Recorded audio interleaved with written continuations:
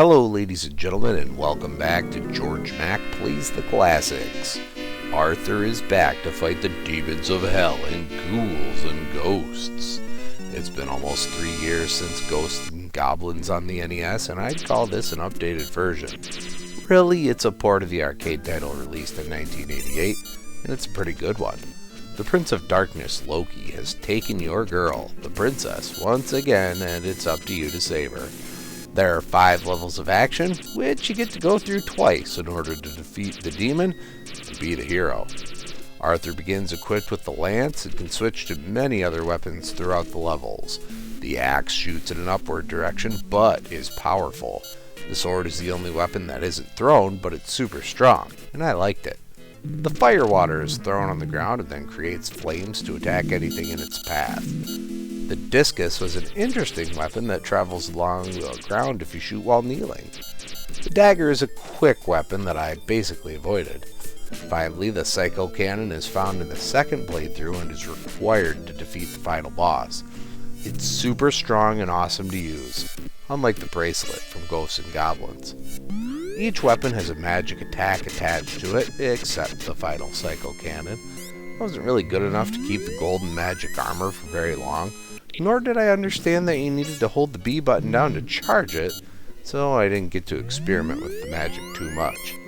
You seem to be invulnerable for a few frames while you use the magic, creating a definite strategy to using it.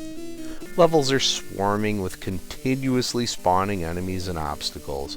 This is definitely one of those titles that will kill you dozens of times until you familiarize yourself with the layouts and mechanics. Luckily, continues are infinite and checkpoints exist in the middle of the level and right before the boss of the level. Bosses follow predictable patterns, but require plenty of hits to defeat. Level 3 is incredibly cheap with its auto-scrolling, and then the stupid demon statue tongues requiring perfect timing.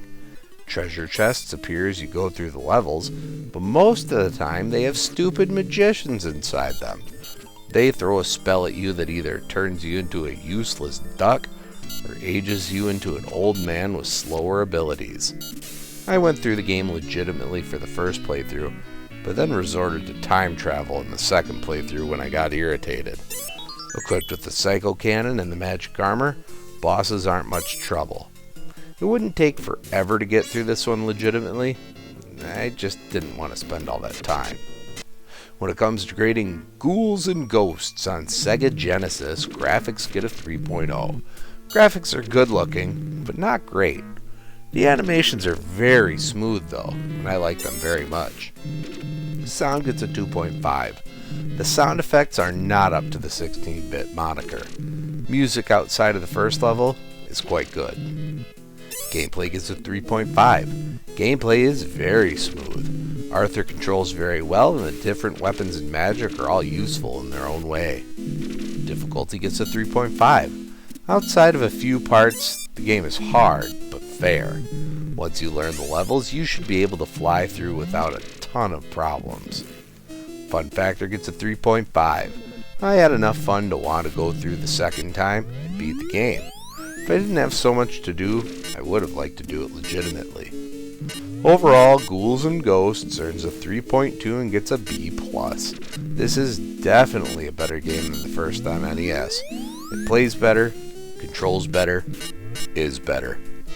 Well, that's going to do it for me for today. Please make sure to like this video, let me know what you think of Ghouls and Ghosts in the comments, and please subscribe to Head Drop Productions here on YouTube, because we want you here for each and every video we release, because it is your destiny.